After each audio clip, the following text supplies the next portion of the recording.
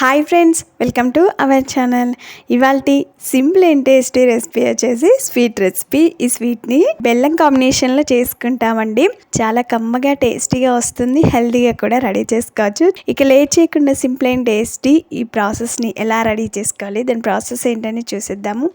ముందుగా ఒక బౌల్ని తీసుకొని అందులో 1 కప్పు వరకు గోధుమలు అలాగే జొన్నలు కలిపి పట్టించిన పిండి తీసుకున్నానండి. మీరు కావాలనుకుంటే అచ్చంగా గోధుమ పిండితో కూడా రెడీ చేసుకోవచ్చు.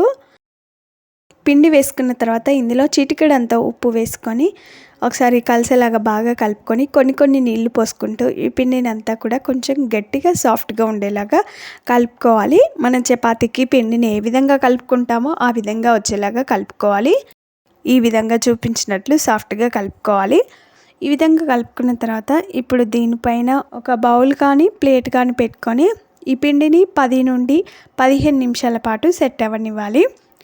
15 నిమిషాల తర్వాత చూడండి, పిండి మనకి కొంచెం నానిపోయి ఉంటుంది. ఇప్పుడు పిండిని అంతా కూడా చాపింగ్ బోర్డ్ పైన మరలా ఒకసారి మ్యాష్ చేసుకుంటూ బాగా కలుపుకోవాలి. చూడండి, పిండి చాలా సాఫ్ట్గా రెడీ అయిపోయింది. మీడియం సైజు బాల్స్ లాగా రెడీ చేసుకోవాలి. నాకైతే ఇక్కడ 6 బాల్స్ అయితే వచ్చాయి.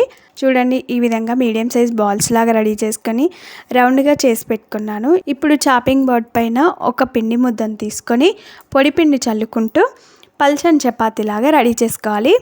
మరీ మందంగా కాకుండా పల్చగానే చేసుకోవాలి. మధ్య మధ్యలో పొడి పిండి చల్లుకుంటూ చేసుకోవాలి.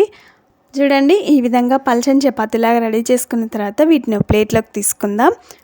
ఈ విధంగా రెడీ చేసుకున్న తర్వాత ఫస్ట్ చేసుకున్న చపాతీ పైన కొంచెం ఆయిల్ పోసి ఒక 2-3 చుక్కల ఆయిల్ పోసి బ్రష్తో ఆ చపాతీ మొత్తాన్ని కూడా అప్లై చేసుకున్న తర్వాత ఇప్పుడు దీనిపైన పొడి పిండి చల్లుకోవాలి. దానిపైన ఇంకొక చపాతీ వేసుకోవాలి.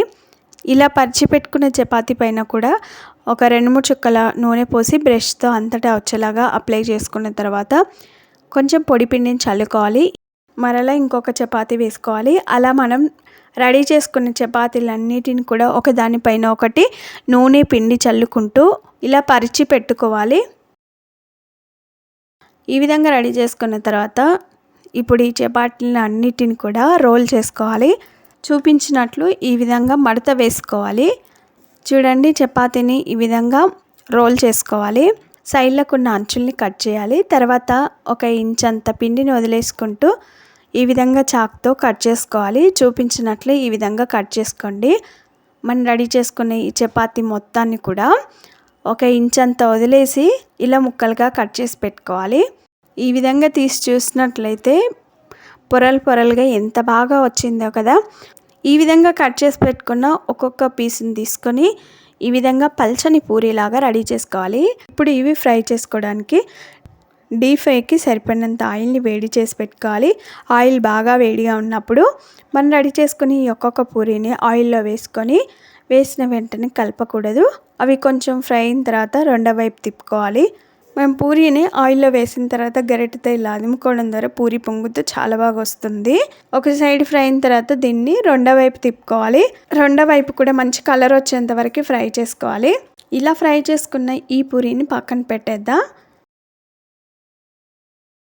కాగుతున్న నూనెలో మనం రెడీ చేసుకున్న పూరీని వేసుకొని ఇలా గరిటెతో అదుముకుంటూ ఫ్రై చేసుకోవాలి. అలాగైతే పొంగుతూ చాలా బాగా వస్తాయండి. లోపల ఉన్న లేయర్స్ కూడా బాగా ఫ్రై అయిపోతాయి. చూడండి, మనకి పూరి లేయర్గా ఎంత బాగా కనిపిస్తుందో. ఇలా ఫ్రై చేసుకున్న ఈ పూరీని ప్లేట్లోకి తీసుకోవాలి. చూడండి, పూరి ఎంత కలర్ఫుల్గా వచ్చిందో. ఇందులోకి పాకం రెడీ చేసుకోవాలి. దానికోసమని వేరొక గిన్నెని స్టవ్ పైన పెట్టుకొని అందులో 3/4 కప్పు వరకు బెల్లం తురుము వేసుకోవాలి. మీరు కావాలనుకుంటే చక్కెరతో కూడా చేసుకోవచ్చండి. ఒక 1/2 కప్పు వరకు నీళ్లు పోయాలి. బెల్లం మొత్తం కూడా కరిగించుకోవాలి. బెల్లం మొత్తం కరిగిపోయి ఈ బెల్లం నీళ్ళు మరిగేటప్పుడు ఇందులో ఒక 1/2 టీ స్పూన్ వరకు యాలకుల పౌడర్ వేసుకోవాలి. యాలకుల పౌడర్ వేసిన తర్వాత ఒకసారి బాగా కలుపుకొని ఇప్పుడు ఈ నీళ్ళని మరిగించుకోవాలి. ఇలా పట్టుకొని చూస్తే మనకి స్టిక్కీగా అనిపించాలి. ఆ విధంగా ఉంటే పాకం అనేది కరెక్ట్గా వచ్చినట్లు. ఈ పాకాన్ని స్టవ్ ఆఫ్ చేసుకొని పక్కన పెట్టేద్దాం. ఈ పాకం వేడిగా ఉన్నప్పుడే మనం ముందుగా రెడీ చేసి పెట్టుకున్న పూరీలని ఒక్కొక్క దాన్ని ఈ పాకంలో వేసుకొని స్పూన్తో తిప్పుకుంటూ రెండు వైపులా కూడా ఒక 2-3 నిమిషాల పాటు ఇలాగే ఉంచి 2-3 నిమిషాల తర్వాత వీటిని తీసి ఒక ప్లేట్లోకి పెట్టుకోవాలి. ఇంకొకటి రెడీ చేసి చూపిస్తానండి.